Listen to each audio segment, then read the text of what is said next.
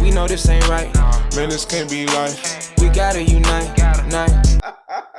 Billy You said, got to be your wait. own cheerleader sometime. No, definitely, big Yeah. time, big time. Oh man, that's Yeah. amazing, Billy. That's amazing. You always inspiring, man. Listen, Billy. So what's this award? Before we get into what's this award? Because I know you Yeah. have the awards coming up, but what's this Right. award that you won? And tell us Yeah. about the awards coming up. Oh yeah, definitely. Oh, I wish I would have known that so many people saw it because I would have brought it down here. But it's this huge clear quartz crystal award that I got in Manchester last year in August. I went there to speak at the Awakening Expo, and this was a huge event, about 1,000 people there. A lot of the guys like Giorgio Tsoukalos, Eric Von Daniken were there. A lot of big name, mainstream people that are teaching like archaeology and ancient civilizations and so forth. Huge conference, beautiful conference, amazing venue. And my sister shows up on the first day. And I'm like, Maria? Because my sister has never been to anything. I'm like, what are you doing here? Wow. And she came to surprise me. So all I knew at that point was that she was coming to support. The next day I go and I do my lecture. And when I get done, I go and sit down next to my sister and Elizabeth. And then Giorgio gets on stage. So they're going to announce this award, this Lifetime Achievement Award. I'm like, wow, who's going to get this? I'm thinking like, who's in here that, they had great speakers there, but I'm thinking Lifetime, this is probably really big. They probably flew somebody in here for this. Yeah. And then they start talking and it was my life story. And I just broke down. Wow, bro. Wow. They had all of the information beyond what I've ever talked about in the interviews because they interviewed my sister. They interviewed Elizabeth. They got real personal details and photos from when I was a kid and everything. It was so emotional. It was so hard, man. And they gave me this Lifetime Achievement Award. This Stellar Citizens is what they call it, and brought me up on stage. And Giorgio presented me with the award after, detailing my life story. And they had this really incredible emotional video clip that played. And it was a great, great honor. And, that partially also let me know that I was on the right track with creating the Forbidden Awards after the way I felt about that. Yeah. Not that many people are going to get a chance for a Lifetime Achievement Award. So I said, we have to create all these different categories so that a lot of people can have a chance to walk up on a stage and feel that sense of appreciation and love, commit and not only commitment to what they've done, but step their game up and work to be better and better and better. And so that's when we're going to have that award show, July 30th, 2023. And it's going to be amazing. Hey, so Billy, we talk a lot about gratitude and what gratitude does to the body and how important it is. Yeah. What makes feeling appreciated so important? What is it about feeling appreciated that makes it so important to your body, your DNA, and your cells? It releases serotonin and endorphins. It gives you this feeling of well-being and thankfulness. It makes you feel appreciated. At the end of the day, most people just want to feel appreciated. You know what I'm saying? Yeah. Like when I ran my call centers, when I coached my basketball teams and programs, the reason why all the employees loved me so much was because I really made them feel appreciated. When I would coach basketball, right? I coached women's basketball for a long time, 8 years total. U.S. Junior Olympics, AAU, countless tournaments, 15 gold medals and tons of trophies and awards. And one thing I would do is I had these custom-made ties. And on my ties, all my players would be on my tie. In other words, actual photographs taken from cameras. I would take them and have these customized ties made with the girls on them, my players in there, playing in the game, action photos. So when I'm coaching from the sideline, I'm wearing my players on my chest, basically, Wow. And when I train with them, when I practice, I'm doing all the drills. I'm doing all the running, all the suicides. I'm running the track. I'm doing the weight room days. I'm committed to them. I'm showing them I'm committed with you, just like, you're committed to me. And so that's leading from the front, you know what I'm saying? And that's the kind of commitment. But when you do that, they have so much gratitude because you make them feel like you see them, you understand them. And when you can get somebody to feel like that, they'll run through a brick wall for you. Woo! Yo, Billy, you so energetic sometimes, man. That should be contagious, man. Man. Family, don't it be contagious, man? And Billy got that quiet excitement. He got that quiet excitement. So it's like, oh man, you know what's interesting? And we haven't even started the show yet, ladies and gentlemen, but this is a great way to start the show. Billy, sometimes, like, let's use the example of lending somebody money. Mhm. Yeah. If I lend somebody money, sometimes, and a person pays me back, and you could tell they don't really want to pay you back, it Mhm. don't feel as good as if you lend somebody money.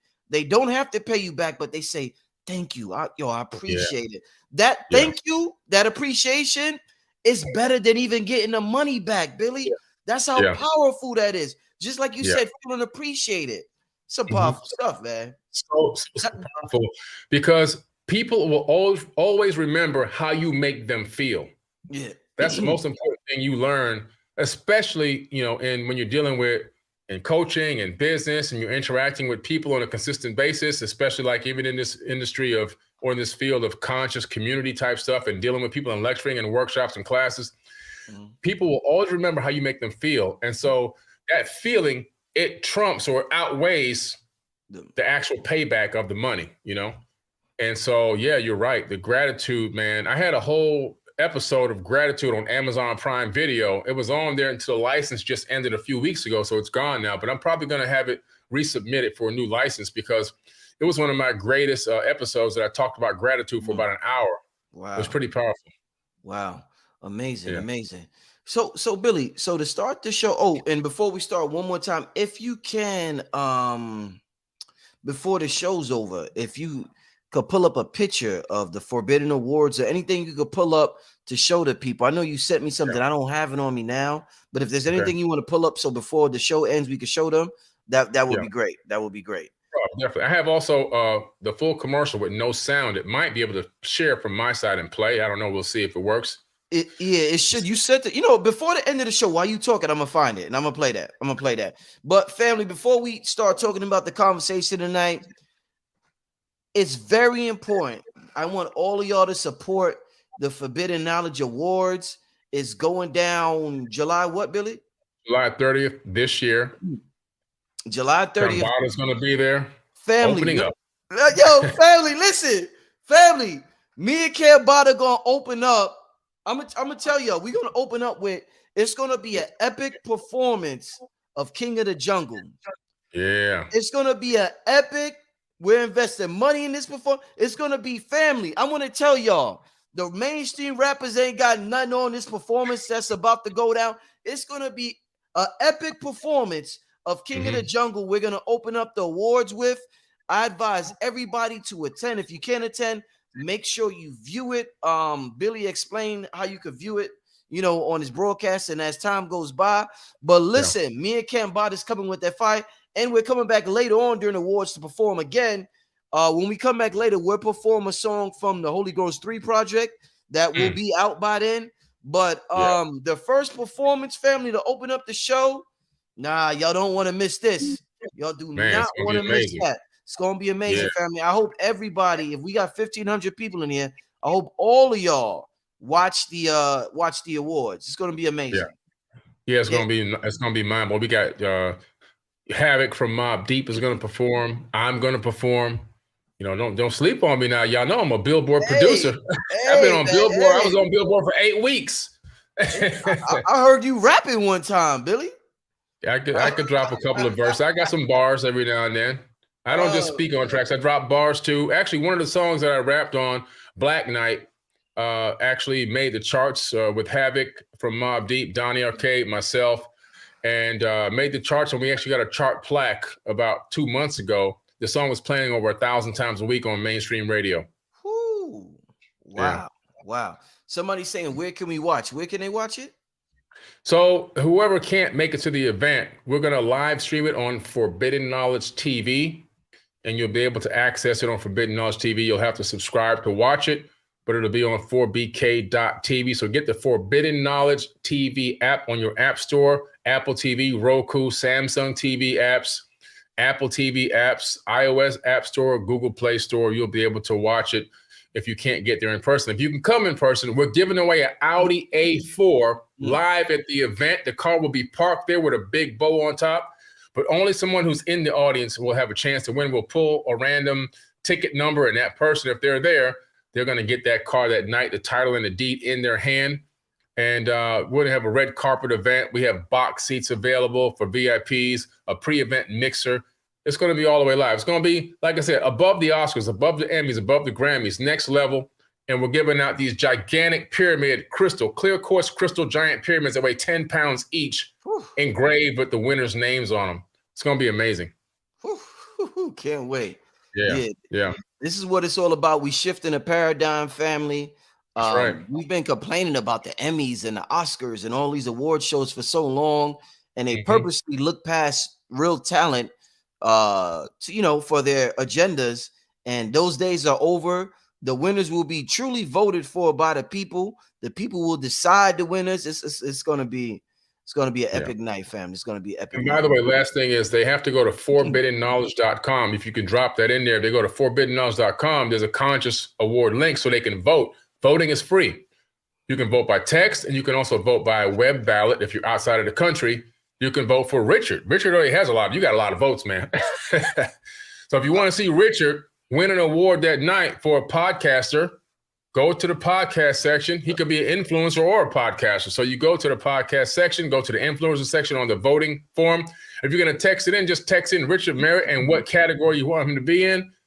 And that vote will count. And then basically what happens is after we get the top 3 nominees based on votes in each category, and there's 11 categories with a 12th Lifetime Achievement Award, then we will go ahead and have you vote again for the winners of those out of those 3 in each category. And then we'll make the trophies and everything else, fly everybody in, pay them to come out, first class airfare, limo pickup, 5-star hotel, the whole works, pay for their food, everything. It's going to be 10-star. It's a 10-star event. Yeah, family, make sure y'all vote. I didn't even tell anybody yet to vote for me, Billy. I seen everybody. I haven't even told nobody. Like, you know what I'm saying? So when I tell people, I know my people going to come out. I think the category I think that's most suitable for me, family, is the best podcaster host or something like that. Yeah. So I'm like the host of everything that goes on in the channel. So I think I appreciate everybody who already voted. Yeah, make sure y'all go vote for me in terms of the host, like the host of a radio show or podcaster. I think that's what it is. Yeah. So all right, family. You're good. Yeah. Listen, family. Billy. Well, let's start like this, Billy. It's always an honor to have you on here. We learn so much when you come on here, brother. Somebody in the chat wrote earlier. Wait, let me see if I can find it because this is funny. Hold up. Let me see if I can find it. Hold up. Chat's moving so fast I can't find it. But they were like, on your day off, you counsel Chat GPT. Like you that's how much knowledge you got. On your day off, you're like, you know what I'm saying? That's funny. That's a good one. The reason why, because somebody asked me that earlier, not that exact question, but they were like, I bet you can teach Chat GPT a couple things. We would talk because we got on a conversation about the fact that you got to have so much information in your head. People who are using Chat GPT, they won't be able to answer questions in real time when they get interviewed about something. You can't hop on your phone and get the answer while somebody's asking you a question. You got to know that stuff.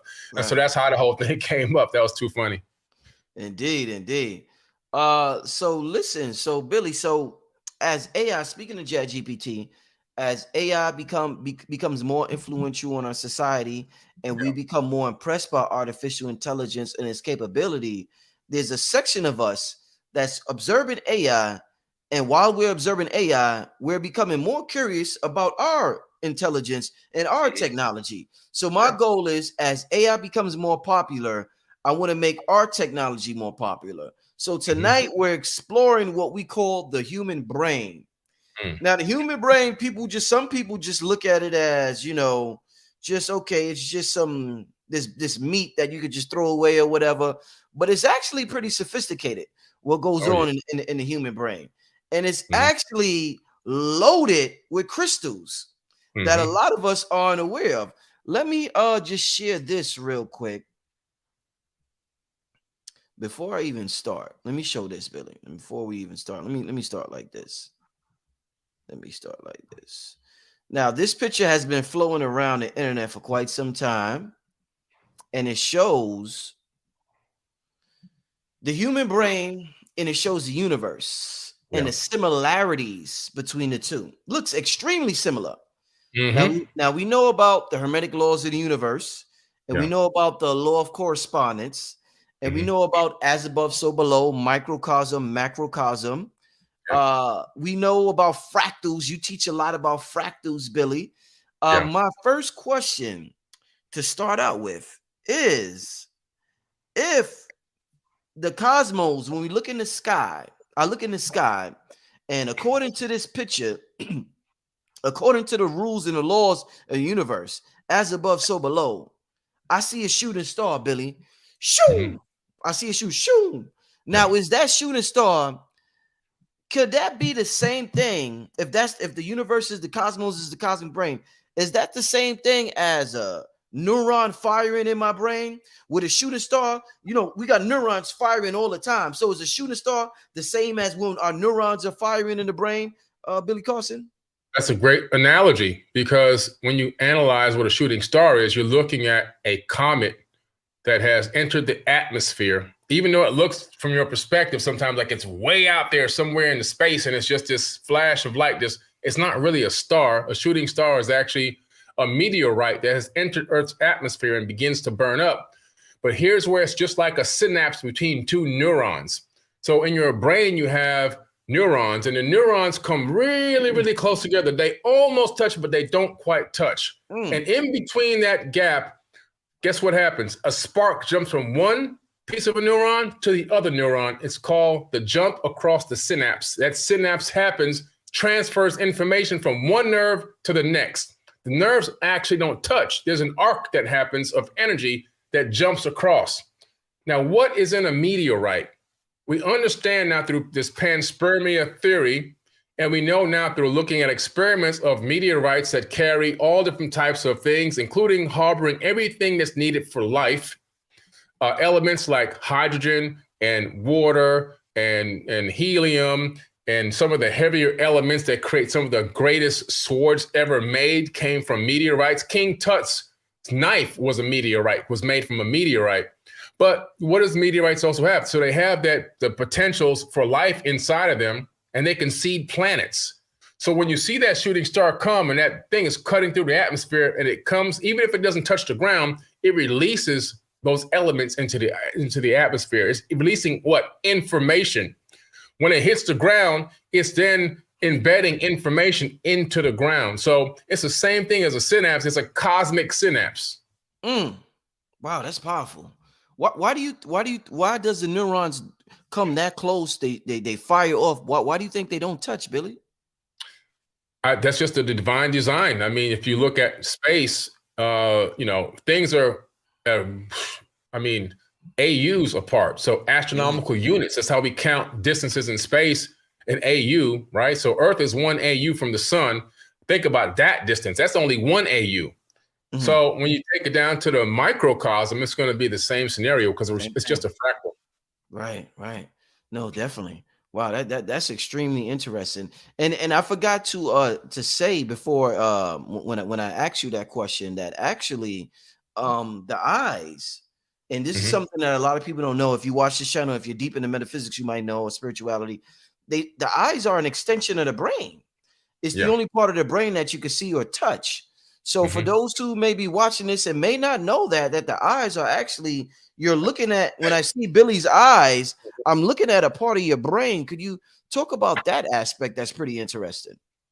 Yeah, it's pretty interesting because the brain says to itself, look, I got to figure out what's going on out here. Yeah. And so what it did was it developed this appendage, these two appendages that come down and out.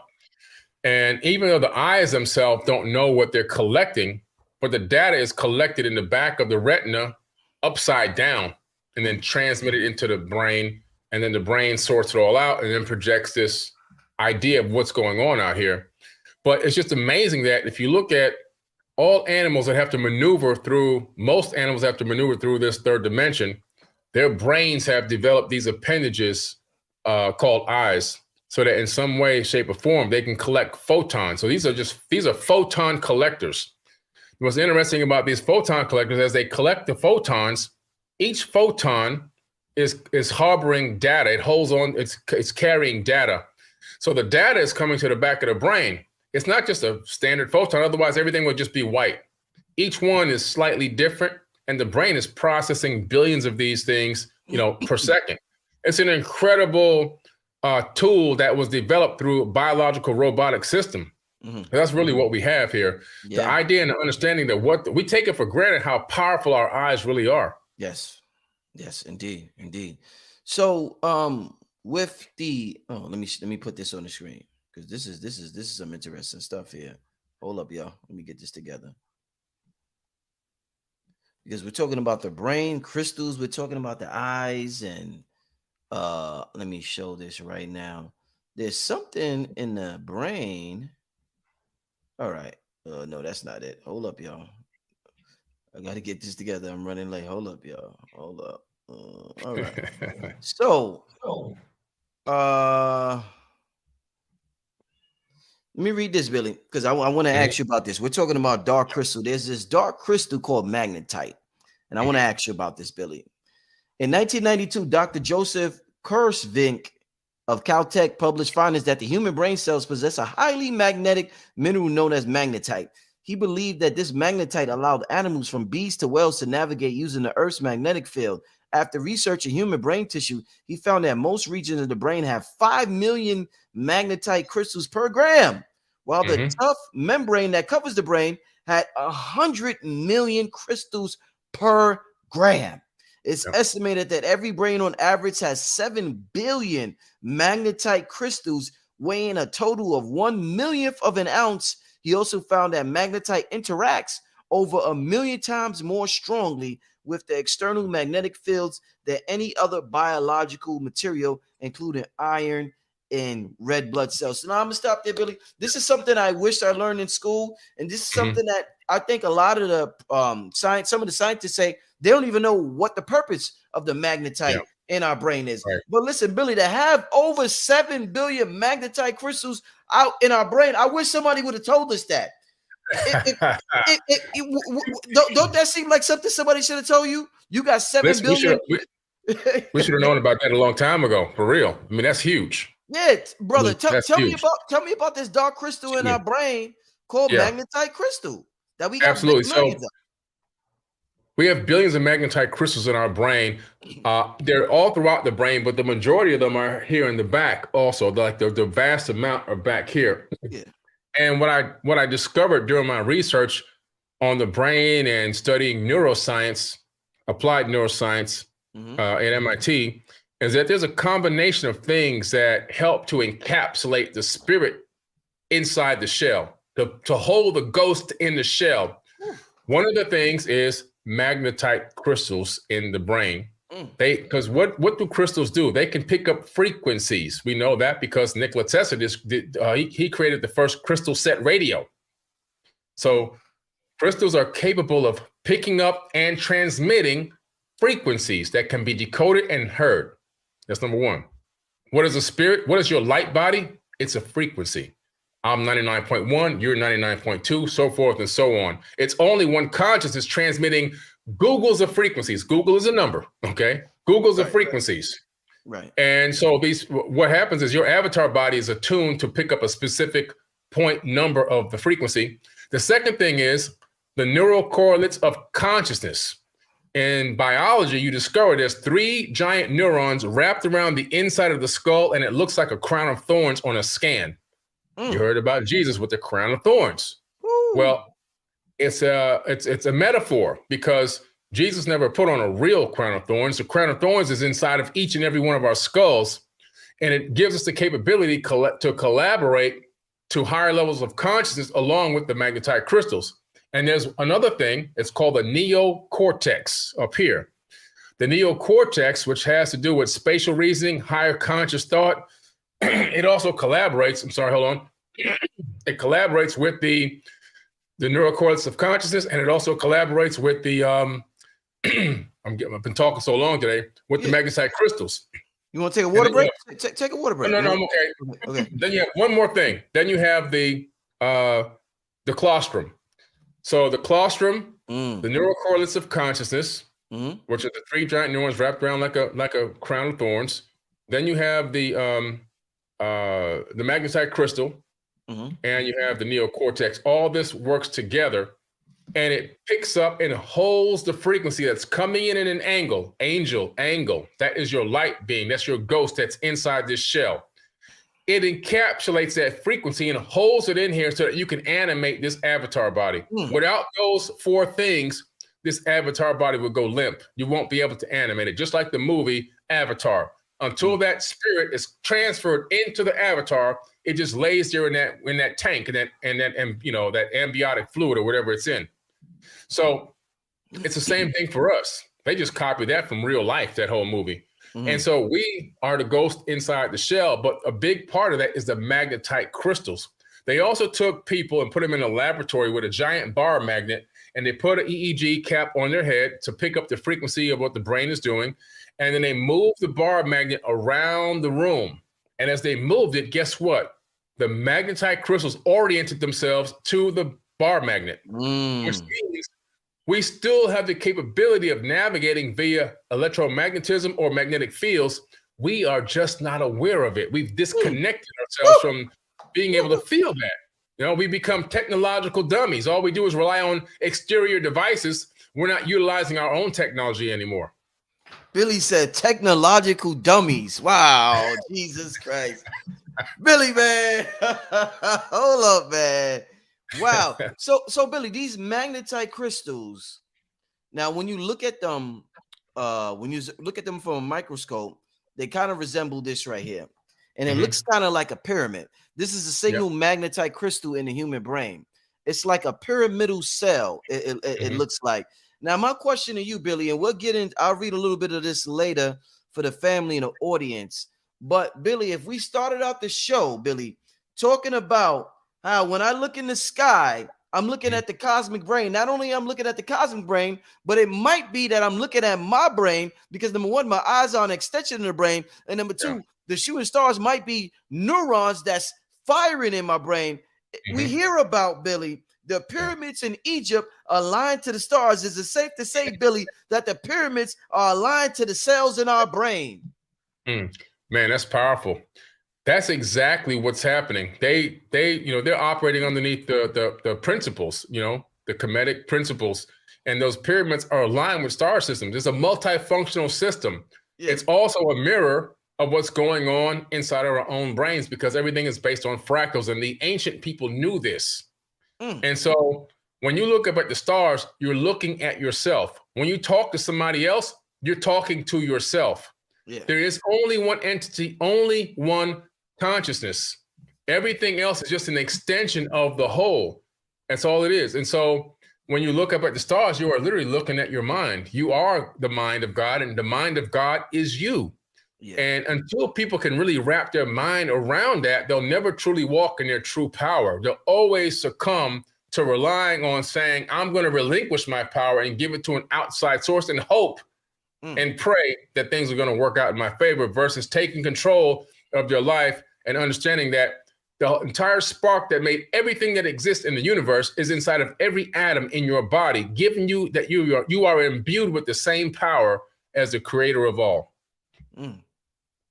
So let me just read this real quick before I ask my next question. I'm going to read this because I think the family should know as much about what's inside of them as possible. In the human brain, pyramidal cells are present and arranged in layers in the cortex of the two cerebra. The pyramidal cells act as electrocrystal cells immersed in extracellular tissue fluids and seem to operate in the fashion of a liquid crystal oscillator in response to different light commands or light pulses, which in turn change the orientation of every molecule and atom within the body. Biogravitational encoded switches present in the brain allow a type of liquid network to release ions that induce currents to the surrounding coil dendrites. Electron impulses from a neuron on reaching the dendrite coil of the abutted cell generate a microamperage magnetic field called the ultra-thin crystal or liquid crystal in the pyramidal cell to be activated in a very unusual way. On flexing, this ultra-thin crystal becomes a piezoelectric oscillator, producing a circular polarized light pulse that travels throughout the body or travels as a transverse photonic bundle of energy. Billy, they want to know what the hell does that mean, Billy? Talk to me. You gotta be the Negro translator, Billy. What does that mean, Billy? Please tell us, my brother. Okay. What the you crazy, man. You said it crazy. So The piezoelectric transmission is the Yeah. same exact type of transmission that we utilize in radios, right? Yeah. So piezoelectric, that was what Nikola Tesla and many other people in the olden days when developing these radio sets, these crystal set radios, they were using that piezoelectric technique. And so what's happening is when you put pressure on a crystal, it sparks energy. It gives off a spark of energy. And so, for example, if anyone here has a lighter, when you strike the lighter, people tend to think that the lighter is being lit because there's a piece of flint in there there's no flint in there. What's in that lighter when you press that button and you flick it is a crystal. There's a crystal in all lighters. And when you put pressure on it with that device, that little thumb thing that you flick down, it creates pressure on the crystal, and the crystal releases a spark of energy. And then the gas that's in it, and it lights up on fire because the crystal has sparked. That's archetype or metaphor for what's happening in your mind, even with the pineal gland, which is made of crystals. And so you have crystals in your brain, you have crystals in your pineal gland. The pineal gland is primarily all crystal. And when you put pressure on it, it's going to spark. That's how people have a Kundalini awakening. But another thing happens. There's a frequency being transmitted through piezoelectric mode that send out not only into space, but all throughout your body. Every cell in your body picks up this frequency or this message. And depending on the state of mind that you're in, it's going to interact with your cells and create either dis-ease, which turns into disease, or it's going to create ease.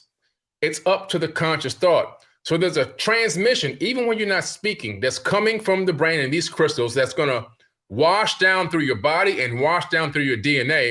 And it's all about your conscious thoughts. Your cells can hear your thoughts because of this piezoelectric transmission that's happening inside the body. You know, my lady earlier, my lady was like, she wanted me to ask you about headaches. So I'm thinking of her. She wanted me to ask you about headaches. Is the piezoelectric, this pressure that comes from that, can that cause headaches? Like, is that a result of this piezoelectric activity? Can headache be the result of the piezoelectric activity in our brain? It's a good question. That's one question I would have to say. I honestly don't know, because everybody's physiology operates slightly differently. Yeah. And so there could be many different causes for headaches. It could be dehydration. It could be frustration. It can be some type of illness in the body. You know, there's so many reasons for a bacteria could have crossed the blood barrier. There's so many reasons that it could be for a headache. And maybe it could be if somebody is getting pressure on the pineal gland in some way, that spark triggered some type of a headache, depending on the blood flow in the brain. So there's so many things that could possibly happen. Hey, Billy, do you think there's a such thing? We hear so much about stress and its effect on our immune system. And one of the keys to success is learning to be, you're not going to always be comfortable because you're always going to the next level, and your brain and your ego don't know where you're going. So your ego will give you a certain level of comfortability when you're striving for success. Is there such thing, Billy, as good stress and bad stress? We hear about bad stress, but is there certain thing? Do you believe there's a certain thing as good stress? Like, I'm sure everything you go through as a businessman, you must encounter stress, but it's not the same stress as if your mother passed away, your father passed away. It's a different type of stress. So is there such thing as good stress? And if there is, could you explain to me what that is on your body? Yeah. So, that's a good question. There are stresses that happen to you, especially like, for example, in business, things that are unforeseen, but you kind of expect random things to happen, but that's all a part of the growing and learning process, and you can tackle those things, and you can wrestle them down and get control of them. And there's also, like you say, bad stresses that can happen, which can create catastrophes and sickness and illness and make you feel really, really bad. So it's not that one is bad or good. It's just that one, you can slightly impose a little more of your will on one, and the other one, you're completely no control whatsoever, like a family member dying or something like that. Mm-hmm. And so one can be handled because you can work through one, and the other one, you just have to deal with it. But with the body, you have similar situations. Whereas, for example, if you want to be an athlete, right? When people who trained with me, they knew they were going to go through their ultimate training session when they came to train basketball with me, right? And they knew they were going to have a great workout. At the end of that workout, they were going to know, and their body went through some stuff, right? They're exhausted. Their knees are probably sore. You know what I'm saying? They can't think. They know they have to go home now and do all this homework, because I was training, high school athletes and stuff. But they got a heck of a workout. Now, that kind of stress, though, is good stress, because the next time they step on that court, or when the game and the whistle blows and the real game starts, they're going to be ready. And they know confidently, like, I'm ready. I suffered for this. I went through all the stress of the laps and the running and the weightlifting and everything else, and now I'm ready. So that kind of stress on the body is good stress in a way, if you want to look at it like that. But the bad stress is when you creep in with self-doubt, self-sabotaging thoughts, not dealing with trauma, not doing shadow work on yourself, right? Being completely absorbed in that. Also relinquishing your power and hoping and begging outside sources to come in and save you, instead of taking charge and focusing on how can you become a part of the solution to help save yourself. Those kind of things is bad stress that can really give you dis-ease, which converts into disease and can literally take years off your life. Billy, how do you think all this, we have so much technology around us. We have phones, we have computers, we have everything. How do you think this interacts with, because all of them have crystals in them. How do you think this interacts with the crystals in our body? Good or bad, or just neutral? Well, these devices have crystals, and it's possible that they're communicating with each other. And, because we have a lot of disconnected DNA. They call it junk, but it's really not junk. We're not aware of how to navigate using our magnetite crystals. We're not really in tune with nature and frequencies like we should be. But in ancient times we were, but we've lost that capability temporarily. We'll all get it back as we keep working on ourselves. But so it's possible there is some interactivity going on between the crystals that are in everything. But on the other flip side, a lot of the technology that we're using, including this phone, the camera, and the TV, everything around me right now, is emitting different types of EMFs. And unfortunately, those things are having an adverse effect on my DNA, my genes, you know what I'm saying? My brain waves and everything else. So it takes a real strong individual to fight through all of this and still be able to maintain focus and clarity. And, and also, physically and health-wise, you have to try to do as much as you can to stay as clean as you can from a lot of this electromagnetic waste. But it's so hard to in this current era. You almost have to deal with it. I showed the picture earlier of the brain and the similarities between the cosmos. And I heard Robert E. Grant say that he was talking about the painting of Michelangelo. Yeah. And he was talking about how that's an alchemical drawing. And in ancient times, they did a lot of alchemical drawings. A lot of the god and goddesses are chemical drawings. Ganesha is really the two hemispheres of the brain, and it's talking about the human brain. And I seen you show the when people see the third eye, that's the brain. That's an aspect of the brain. There's so many alchemical drawings in ancient times. Why do you think nobody makes alchemical drawings no more, Billy?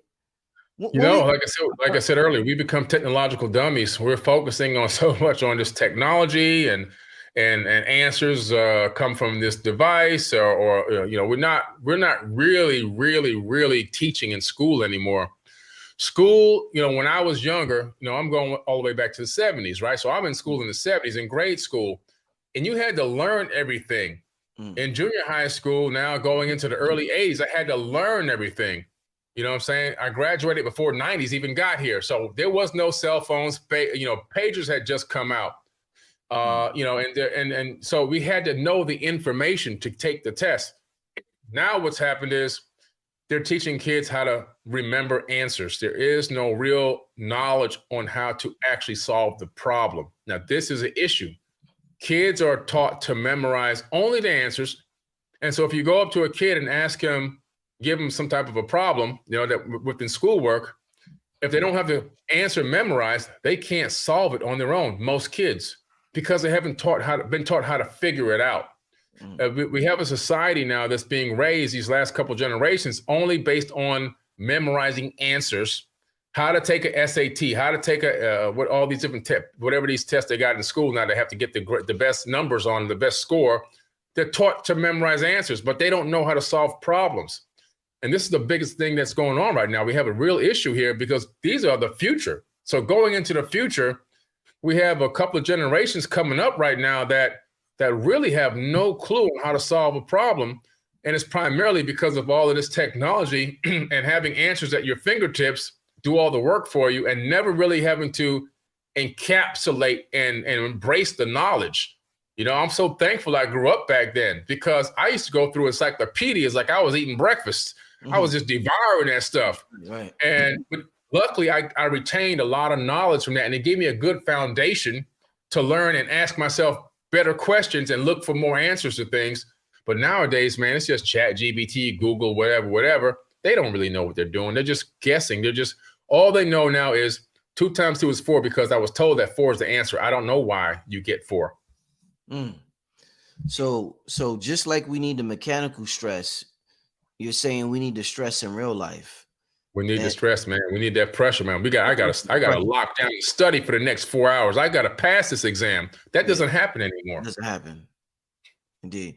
And it's kind of a weird situation for like a brother like yourself that got a, you know, you're a wealthy brother, and people will die to be in your position. But now your children don't have the same pressure as somebody that was born in the ghetto. No. So they don't get to utilize the same faculties as somebody that was born in the ghetto who wants to make it. I mean, they may not be as hungry.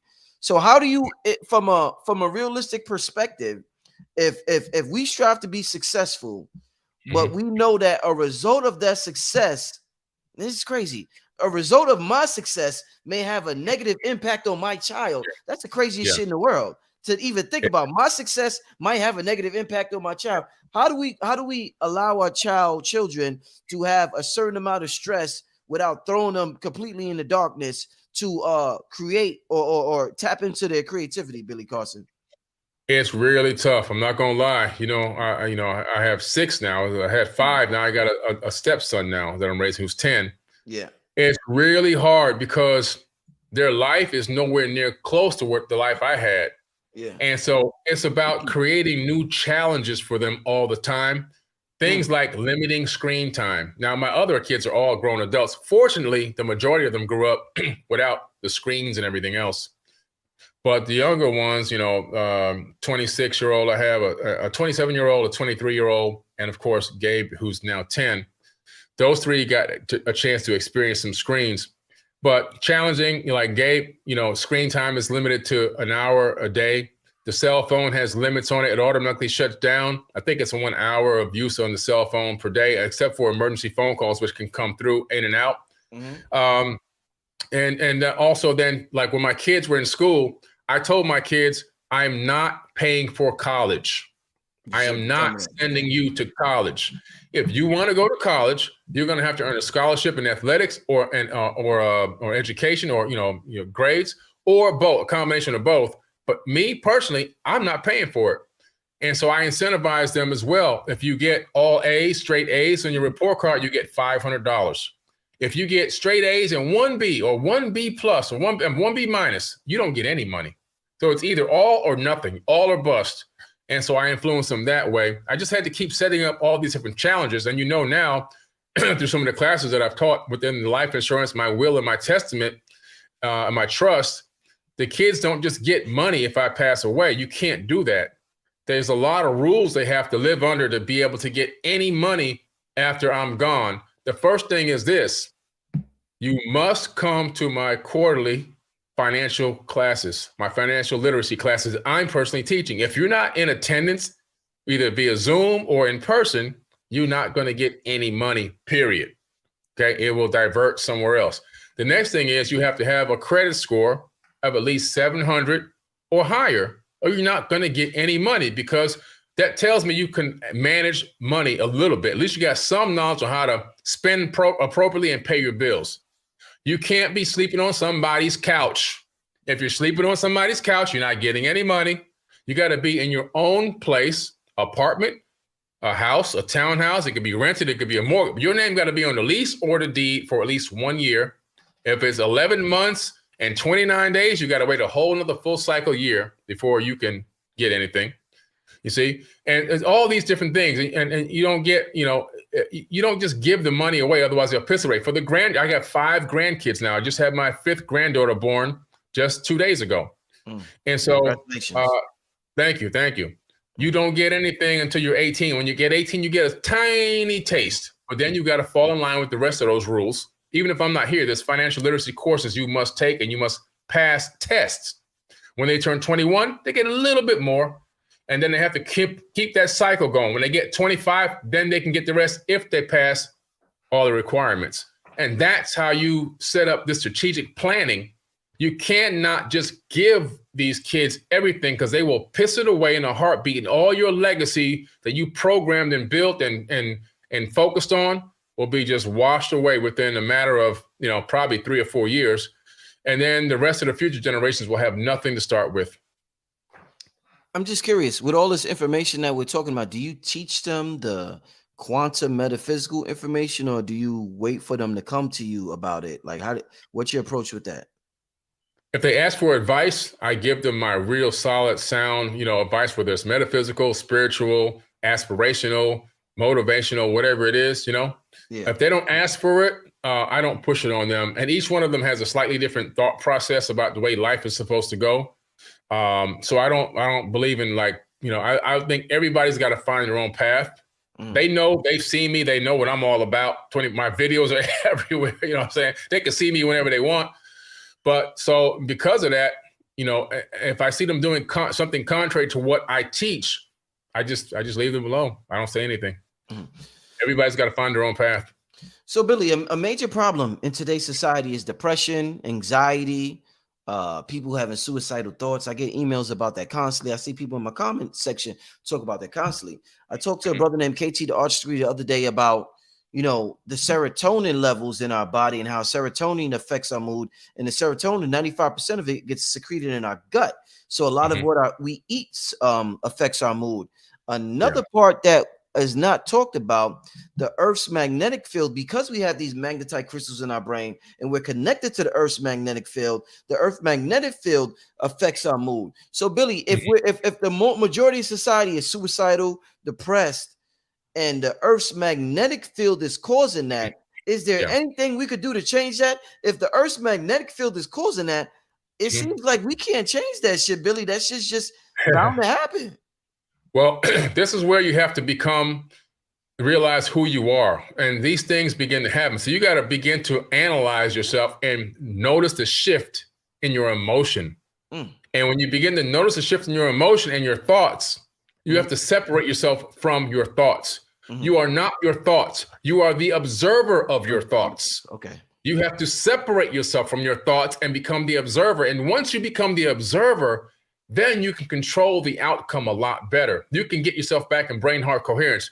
You can do a breath work. You can do a meditation. You can resynchronize yourself. You can analyze exactly what's going on with you and say, okay, I need to take a break and step back for a minute because this is what's happening here.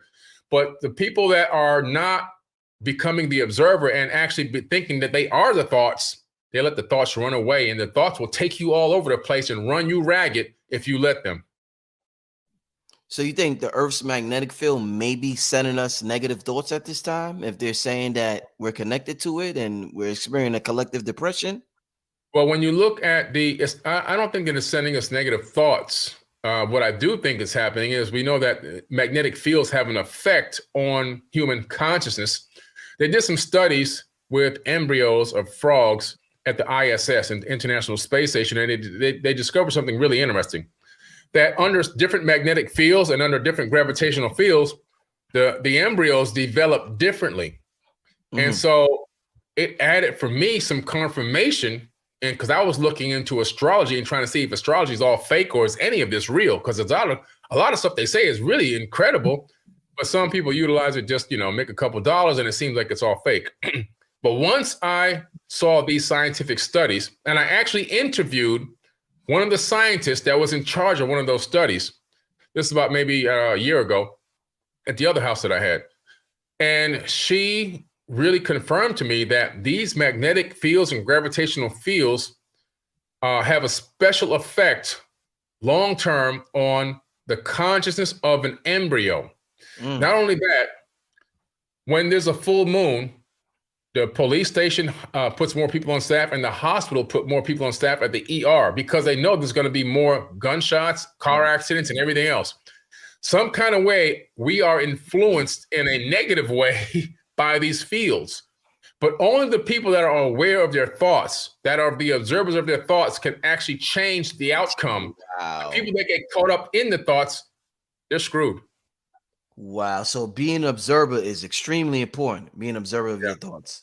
Being an observer, separate yourself from your thoughts and observe your thoughts. And you can do it. Anyone can do it.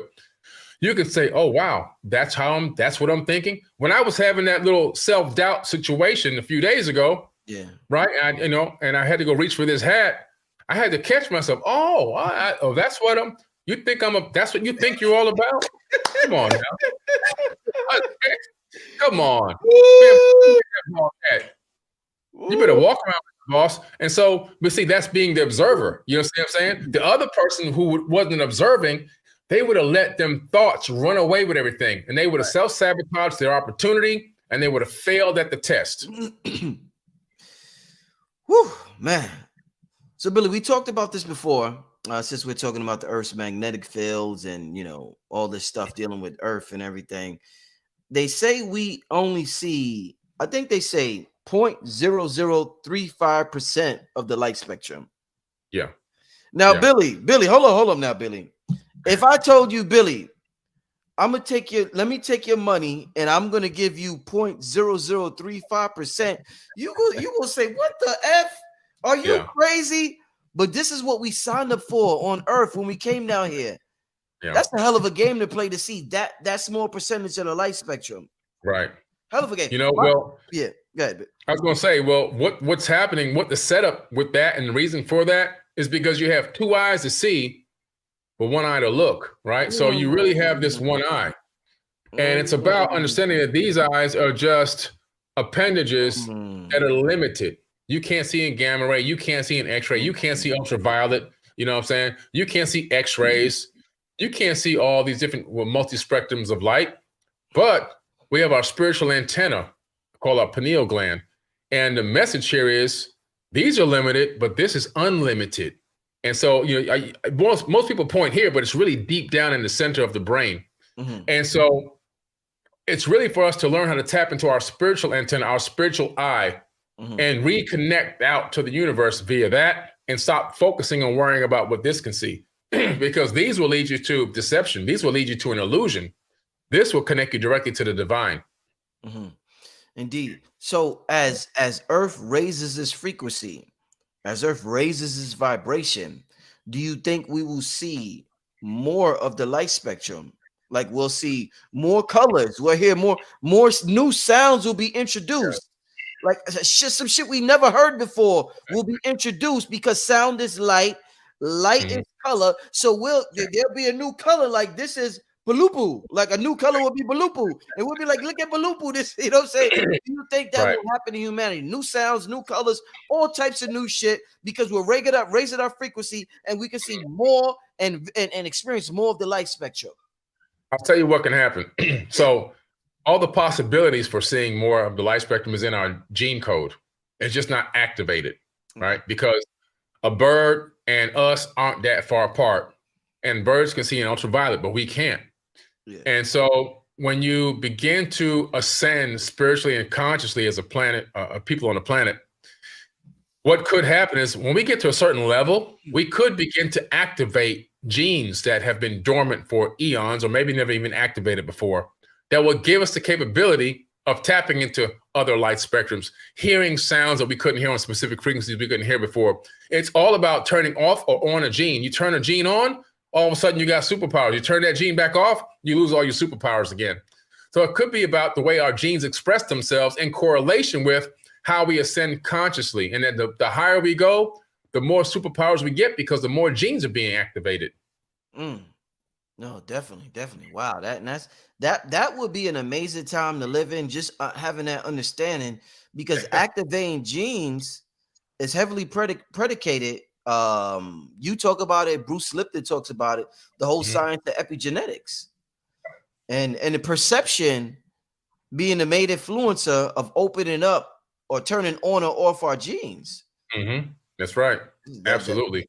that's big. That's That's huge, huge. right there. That can change. That's a paradigm shift. Yeah, we're not slaves of the genes that were passed down to us. You know what I'm saying? Exactly. Exactly. My mother died from ALS, so that gene is in my body. What is that? Her, What is that, Billy? ALS? my mother died from ALS. Lou Gehrig's disease is a term, typical term. Lou Gehrig's disease. It's what Stephen Hawking had. Stephen, okay, right. Yeah. And so all your muscles start to turn off because the brain is sending a constant signal to every single muscle 24 hours a day, 7 days a week until the nerves burn out and turn off, and then the muscles die because they're not getting any more signal from the brain anymore because eventually the nerves burnt out. And so you lose complete control of your body, even though your brain is perfectly fine.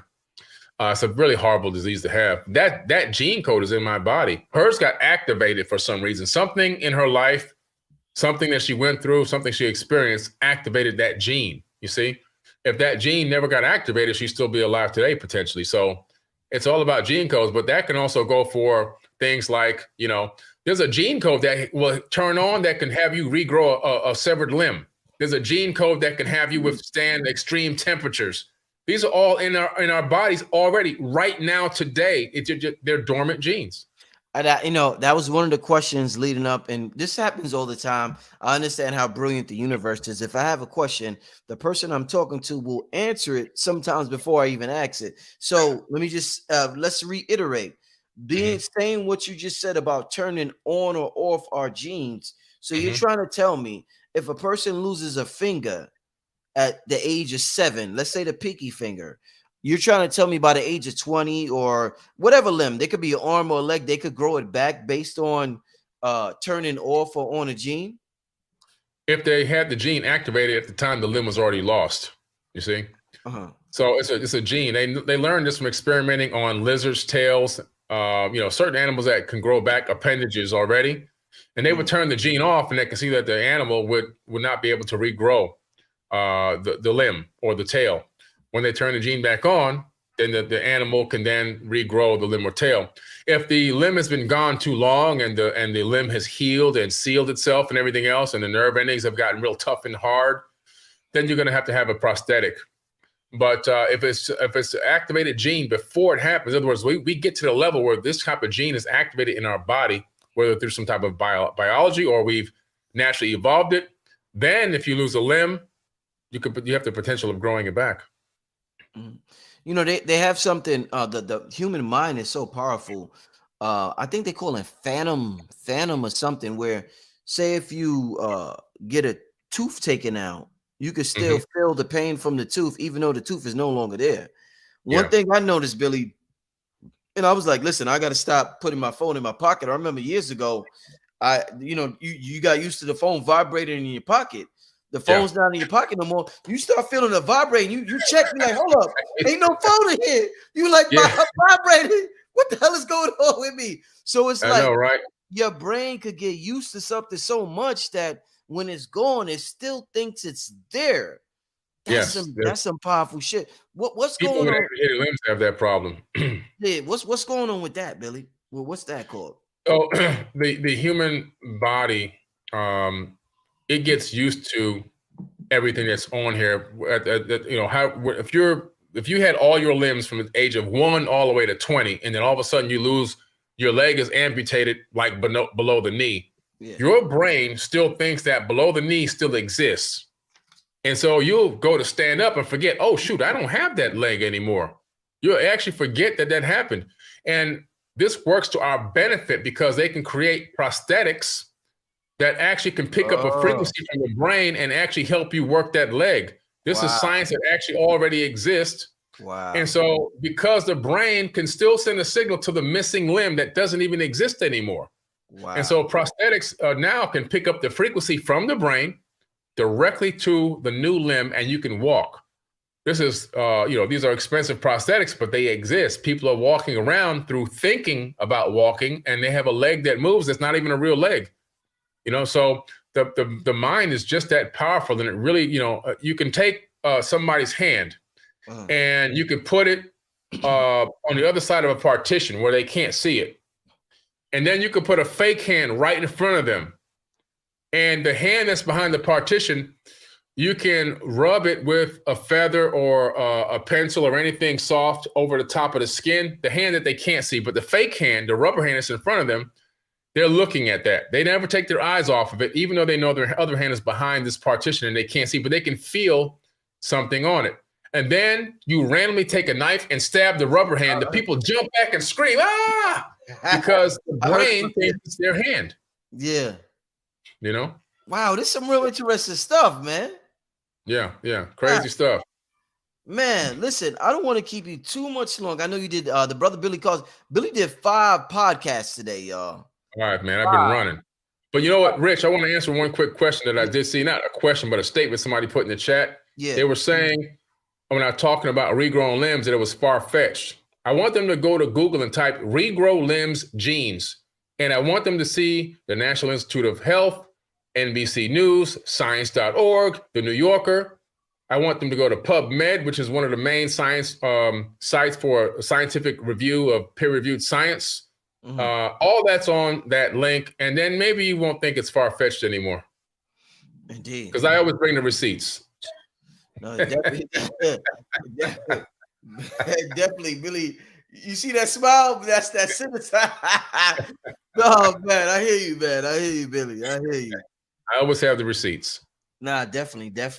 Listen, man, this has been a hell of a show on our technology, our organic technology, and like I said, as AI becomes popular, and there's nothing wrong with AI. I just did a workshop on it. But we cannot forget about our technology, which is the #1 technology that we have to utilize. So I want to continue to talk to us and teach us about our technology. Do you do anything in particular, Billy, to, as far as the magnetite crystals in our brain and our connection? They say it gives us psychic powers and stuff like the birds and the bees, they connected to nature. If a hurricane or something's coming, they know to get the hell out of Dodge. Do you do anything to work on your telepathy or your psychic powers personally? What I do is for my intuition and my brain processing power, because my brain can process information a lot faster than the average person. I'm not bragging. I'm just being honest. I can answer 100 million questions a day nonstop. I did 5 podcasts today. I answered all those questions, probably went through thousands of questions today on various topics, and I never got stumped, not even one time. But what I do is I take monoatomic gold water, which I sell it on my own website. I've been drinking my own gold water for over 10 years. And the monoatomic gold water, the gold is a great element.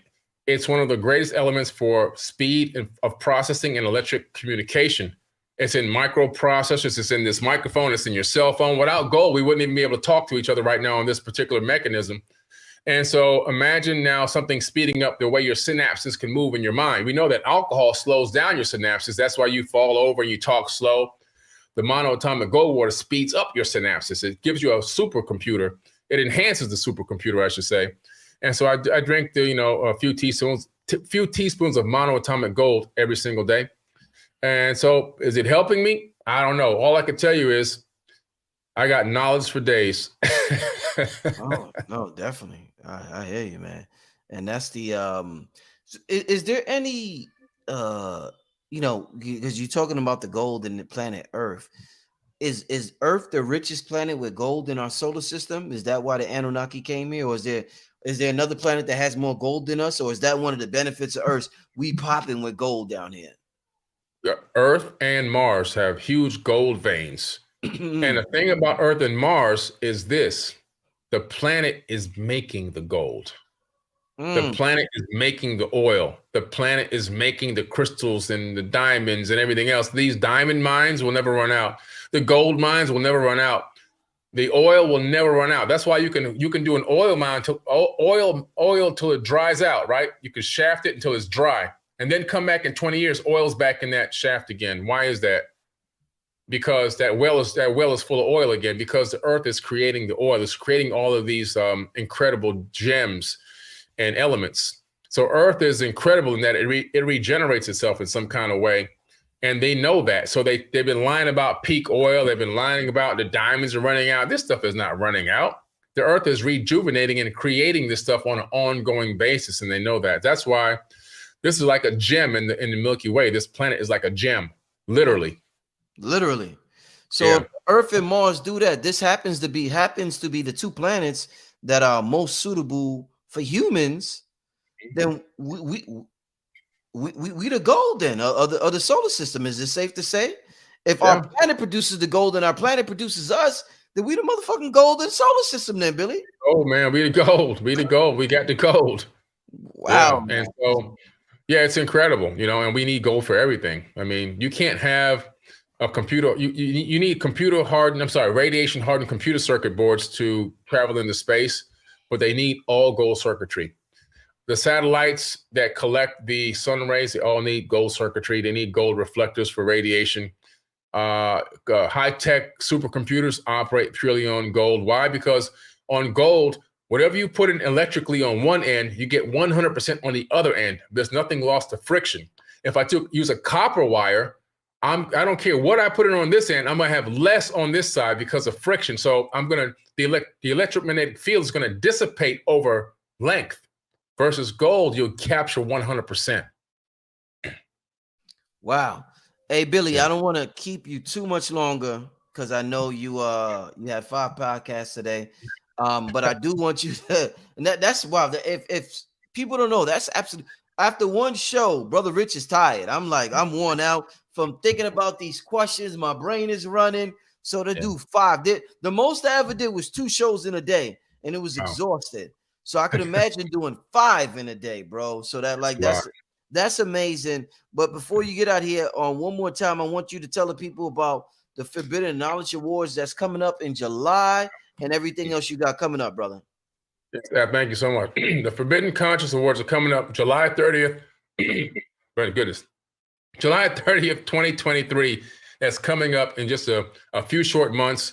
You're going to want to be there in person for this event. We're going to have a special promotion. We have a sponsor from a vacation company that's going to give discounted airfare and hotel tickets. So the average person will spend between $200 to $340 or something like that dollars for airline and a hotel combined. It's going to be incredible. I'm going to have that information sent over to Rich, and we're going to start promoting it everywhere. So everyone who bought a ticket already can now take advantage of that if they want to. But we're also going to give away an Audi A4 live at the event, but you must be there in person to win that Audi A4. We have great performances on stage. We're going to have Kambada on stage, Rich on stage, Donnie Arcade, Havoc from Mobb Deep, myself, Cruz, a.k.a. Kenny Garcia, performing as well. We have Chris Spencer, the famous comedian, writer, producer from Hollywood. He's going to be the main host. And we also have Jimmy Church co-hosting the event. It's going to be a mind-blowing red carpet event you don't want to miss down at the Adrian R Center, which is one of the most beautiful venues in the world. I mean, it's breathtaking. When you walk in there, it just takes your breath away. And that's where we're going to have the event. You don't want to miss this. And we're going to be giving people their flowers while they're still alive, not waiting for them to die, not waiting for something to happen and wipe them off the planet. And then we're talking about them and playing their videos 24/7. No, we're going to give them their flowers now. 11 amazing categories and 1/12th Lifetime Achievement Award. And you can go vote by going to forbiddenknowledge.com with the number 4. Click on the Conscious Awards and vote for your favorite influencers that help you get to a high level of consciousness and influence you to become a better person through various different means. And also, if you can, come on down to Miami and celebrate with us in person and walk the red carpet and take a lot of photos. Yeah, this is going to be the biggest thing.